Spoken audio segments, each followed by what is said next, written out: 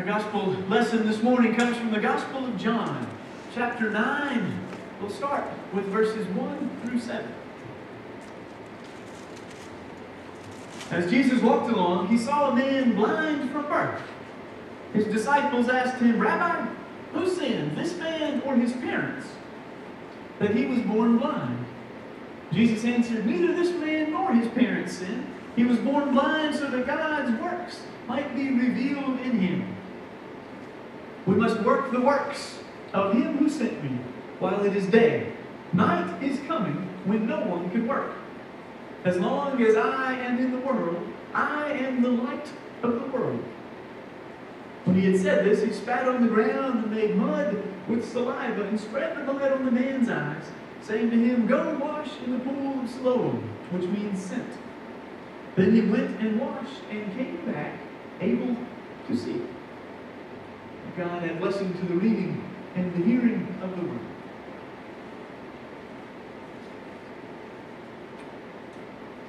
For several weeks this winter, in our Wednesday night Bible studies and also in our youth Sunday school class, we've been looking at a study on philosophy.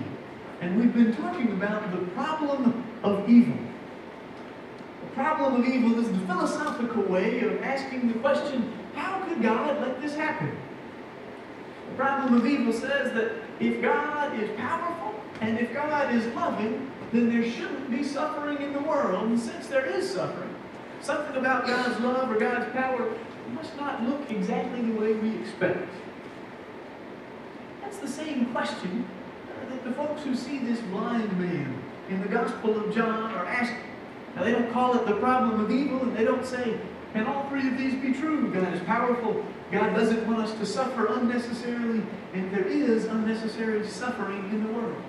That's not the way they frame the question, and that's not the way they frame the response. But they're working with that same basic question, that same basic struggling. How can God let this happen?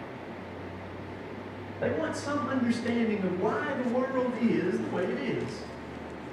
When they see that man who is blind, they want some insight and some understanding and some wisdom. And in understanding, they probably hope that they'll gain a bit of control as well. We want things to make sense. We want things to fit neatly into our worldview. And the disciples want to understand why that guy is blind. They want to know why he has that challenge, why he has to deal with living with no sight. And part of the reason, I would assume, that they want to know why is because they want to be assured that they're not going to have to deal with that same problem. We like the comfort of not thinking that we may be in danger of the same things happening ourselves. So the disciples want some understanding that's going to make them more comfortable. It's going to make it bother them less that this other person is suffering. The disciples want to understand pain. And they also want to understand sin. And we can relate to that desire as well. We want to know what's going on with sin. We want to know why it is that we fall short. And we want to know why other people fall short. And a lot of times, that's a lot easier to talk about. So we prefer to wonder why other people fall short. We want to know, what does sin mean? Why does it happen? What are the results? How bad is sin really? We want to understand sin. Well, the disciples want to know how sin works, and they want to know why suffering happens.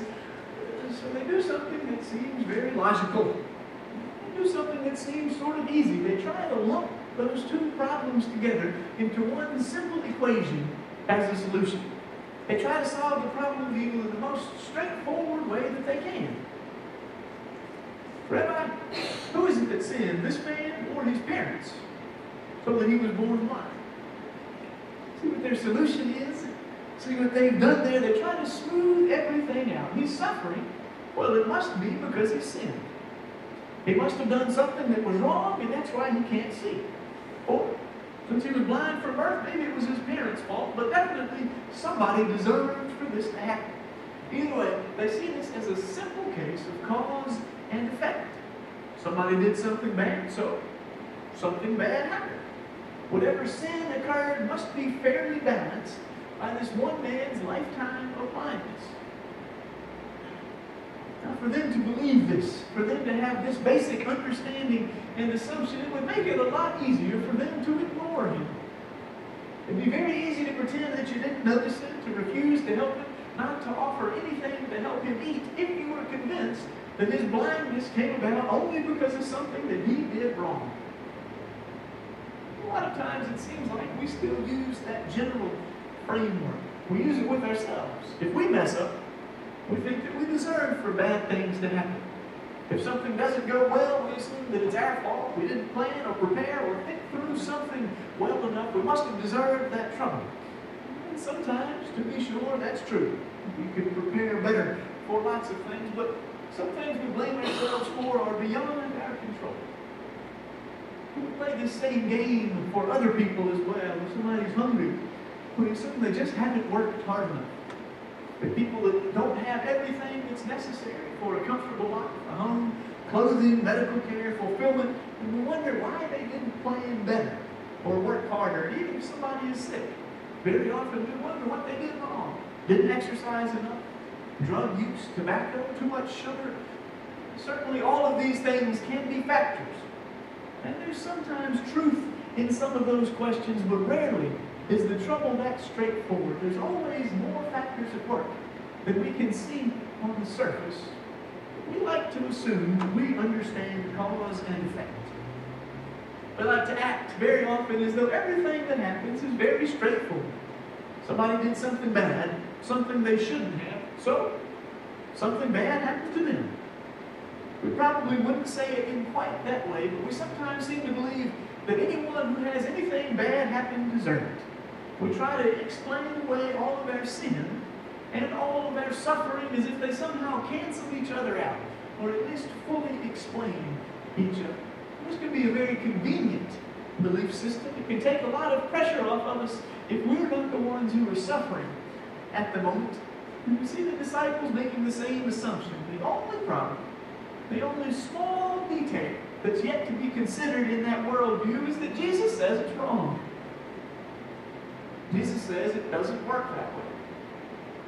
Jesus says that the blind man is not blind because of sin. God isn't zapping away his vision as a way of punishing him for his parents.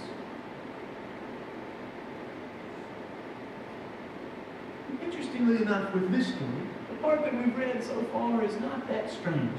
We see Jesus heal lots of different people. He makes the blind see, he lets the lame walk, he heals the sick, and he feeds the hungry, and often he also tells them that their sins are forgiven, and then usually we never see them again. We assume how wonderful.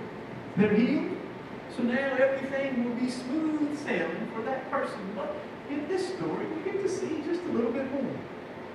John tells us of some of the effects of that healing as well. We get to see the next things that happened to that man who had been blind, and not surprisingly, it's more complicated than the fairy tale ending we sometimes imagine. Here's what John says happens to that man next. The neighbors and those who had seen him before as a beggar began to ask, "Is that not the man who used to sit and beg?" Some were saying, "Yes, it is he." But others were saying, "No, but it is someone like him." He kept saying, "I am the man." But they kept asking him, "Then how were your eyes opened?" He answered, "The man called Jesus made mine and sprayed on my eyes, and he said to me, 'Go to Siloam and wash.' Then I went and washed and received my sight." They said to him, "Where is he?" And he said, "I do not know." These are his neighbors. These are people who have seen him every day. In that society, there was no work for people who had any sort of physical challenge, such as blindness. And so this man's only option was to beg. So before Jesus gives him his sight, he's sat by the road every day, we assume, to ask people for food or for spare change. These neighbors have seen him begging there beside the road every day. In fact, the fact that he is still alive indicates that these very neighbors have been giving him food and money to keep him going. They have provided for him. And now, some of them don't even recognize him. John, as he writes his gospel, likes to play with surprising images and ideas. This man has been blind, but now he can see. But his neighbors apparently are at least a little bit blind because they can't even recognize a guy who they've seen every day. They've been looking at him for years, but now they're not sure that he's the person they're seeing. Some of the crowd says, no, this is just somebody who looks like him. How could they not recognize somebody who had sat on the road every day? This seems odd. Until we think about what they saw when they looked at that man. How did they identify him? What was his primary characteristic? Blindness. That was the main thing they knew about him. Maybe the only thing that they knew about him. He was blind. Not just one factor out of many. He wasn't a musician or a storyteller who couldn't see. He wasn't a craftsman or a worker or a religious leader. Most of them didn't even see him as being a son or a brother or a neighbor or a friend. The main thing they saw when they looked at him was blindness. That's his primary identification. That's the only way other people know who he is. It's the only part of him that they care about. They don't even notice that he's a whole person. So when that one thing changes, they can't even identify him anymore. They say, no, this just must be somebody who looks kind of like him. They can't tell that he's the same person they saw every day. And it makes us wonder, who exactly in this story is it that's blind? His neighbors don't quite know how to handle it. They don't quite know how to understand what has happened. This is outside of their expectations. They want advice from somebody who can see more clearly. So they seek out the advice of the religious leaders, and we know from lots of things that John tells us that those aren't always the people who see the most clearly. John tells us the same thing in this story as well. They brought to the Pharisees the man who had formerly been blind. Now it was a Sabbath day. When Jesus made the mud and opened his eyes, the Pharisees also began to ask him how he had received his sight. He said to them, he put mud on my eyes. Then I washed. Now I see. Some of the Pharisees said, this man is not from God, for he does not observe the Sabbath. But others said, how can a man who is a sinner perform such signs? And they were divided. So they said again to the blind man, what do you say about him? It was your eyes he opened. He said, he is a prophet. The Jews did not believe that he had been blind and had received his sight until they called the parents of the man who had received his sight and asked them, is this your son who was born blind? How then does he now see? His parents answered, we know that this is our son, and that he was born blind, but we do not know how it is that his eyes have been opened, nor do we know who it is that has opened his eyes. Ask him, for he is of age, he will speak for himself. His parents said this because they were afraid of the Jews, for the Jews had already agreed that anyone who confessed Jesus to be the Messiah would be put out of the synagogue. Therefore his parents said, he is of age, ask him. So for the second time, they called the man who had been blind, and they said to him, give glory to God. We know that this man is a sinner. He answered, I do not know whether he is a sinner. One thing I do know, though I was blind, now I see. They said to him, what did he do to you? How did he open your eyes? He answered them, I have told you already, and you didn't listen. Why would you want to hear it again? Do you now want to become his disciples? Then they reviled him, saying, you are the disciple. We are disciples of Moses. We know that God has spoken to Moses, but as for this man, we do not know where he comes from. The man answered them, here is an astounding thing. You do not know where he comes from, and yet he opened my eyes. We know that God does not listen to sinners, but he does listen to one who worships him and who obeys his will. Never since the world began has it been heard that anyone opened the eyes of a person born blind. If this man were not from God, he could do nothing. They answered him, you were born entirely in sins, and you were trying to teach us. And they drove him out. Those leaders are so unwilling to see that they reject not only Jesus, but even the man who Jesus has healed. Fortunately, that man is now able to see in more ways than one. He goes out with an understanding that he didn't have before. He goes out being able to see with his eyes, but he also goes out being able to see on a deeper level. These religious leaders, these Pharisees, these folks who the man has been brought before, seem to be just as blind as he ever was. God in person is right there before them. God's Messiah, the one who has been foretold, and they think there's no way it's him because he healed somebody on the Sabbath. They think there's no way that this man could be Jesus. There's no way he fits into our understanding because he showed more compassion than our rules will allow. They had an understanding of sin. They had an understanding of suffering, and they had an understanding of how God was going to do away with those problems. And that didn't include healing on the Sabbath. It didn't include paying much attention to blind people at all. And so when he showed up, they weren't able to see him. When he showed up, they might as well have been that blind man sitting there beside the road because they weren't looking for what Jesus had to offer. The light of the world was right there in their synagogue. And not only did they ignore it, they kicked out anybody else who listened to it. They weren't able to see what was right there before them. And so the story finished. Jesus heard that they had driven him out. And when he found him, he said, "Do you believe in the Son of Man?" He answered, "And who is he, sir? Tell me so that I may believe in him." Jesus said, "You have seen him, and he is the one speaking to you." He said, "Lord, I believe," and he worshiped him. Jesus said, "I came into the world for judgment, so that those who do not see may see, and those who do see may become blind." Some of the Pharisees near him heard this and said to him, "Surely we are not blind, are we?" Jesus said to them, "If you were blind, you would not have sinned, but now that you say we see, your sin remains." We want to be able to see. We want to be able to understand, and we want things to make sense. We want everything that happens to fit into our understanding. And the disciples had the same desire. The disciples, like everyone in their tradition, assumed that any trouble came about directly because of the sin that that person had committed. And the suffering was what they deserved. But Jesus tells them that their understanding doesn't match with reality. And we can see that to be the case. We know that there are people who have sinned, people who have done greatly immoral things and have benefited wildly in this world. And we know that there are incredibly holy people who have not been fully repaid in this world for everything that they do. We know that sin and suffering don't balance each other out perfectly, at least within this lifetime. But we look at this story and we're challenged to understand from a different perspective.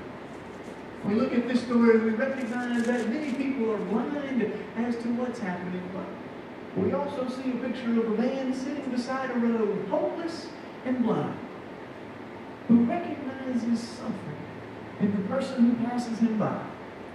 Jesus doesn't just heal him instantly. Jesus calls him to do something. Jesus sends him and he goes. He obeys, and in doing so, the light of the world comes into his life. He's able to see the things around him in a way that he never has before, but even more impressively than that, he's able to see Christ. He's able to see the truth of the world. He's able to see the reality of God's action in ways that he had never imagined, and in ways that even those who are waiting and hoping for the Messiah have not yet been able to do. We continue to respond to that call. We continue to recognize that there is more light that stands to come into our lives. We continue to recognize that there is more that Christ calls us to, that there is more that we hope to be able to see. We recognize that there are things that we do not yet know. And we recognize that that's okay. We don't have to have everything figured out because we are not called to be the light. We are not called to be the origin of that brightness. We are not called to have all of the answers. We are called to open our eyes.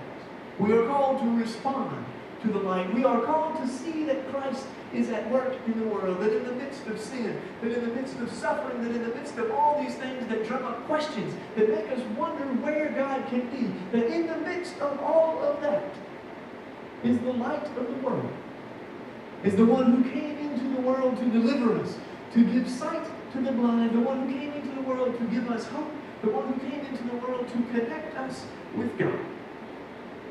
As we read this story, as we see the hope And as we see those who are asking the wrong questions, we recognize Christ speaking to us.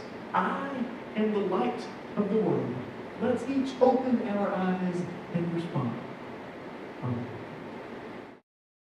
It's incredible when we look at Bible stories, how many of the things are still going on in our world. Not often do we see a traveling teacher walk by a blind man on the side of the road and miraculously give him sight, but very often we come across instances where we can't clearly see what's going on, where we are not able to recognize what God is doing in the world. And so sometimes in those cases, we like to come up with our own descriptions.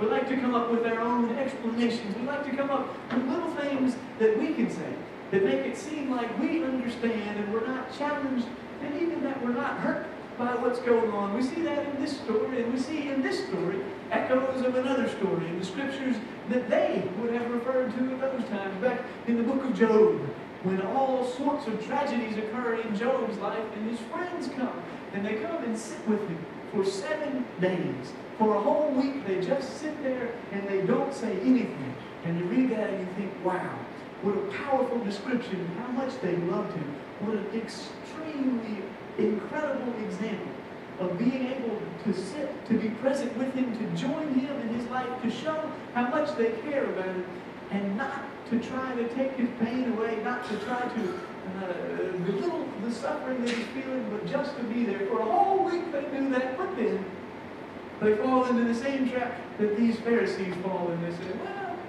we're just going to explain this. And they say, Job, the reason that all this bad stuff happened is because you must have done something bad. And then his friends feel a whole lot better. Then his friends think, oh good, everything bad that happened makes sense. It's his fault. We don't have to feel bad about it. We don't have to do anything about it. He has to deal with it because he brought about these problems.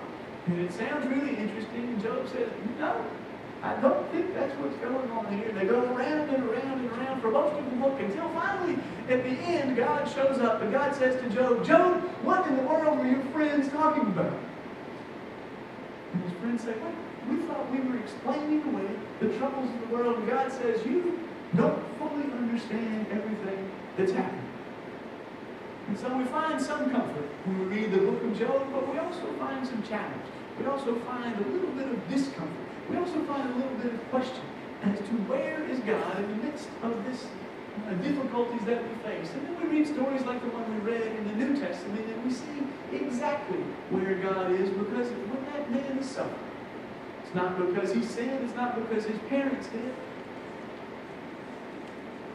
but we see Jesus walk right up to him and allow him to see, offer him hope, and express to him the power of the light of the world. And so we go into a world not with trivial suffering, but where there are real problems. We go into a world where sin sometimes doesn't make sense, where the things that we see in the world sometimes don't make sense. And we go out not saying, oh, forget about all that. We go out saying, God cares.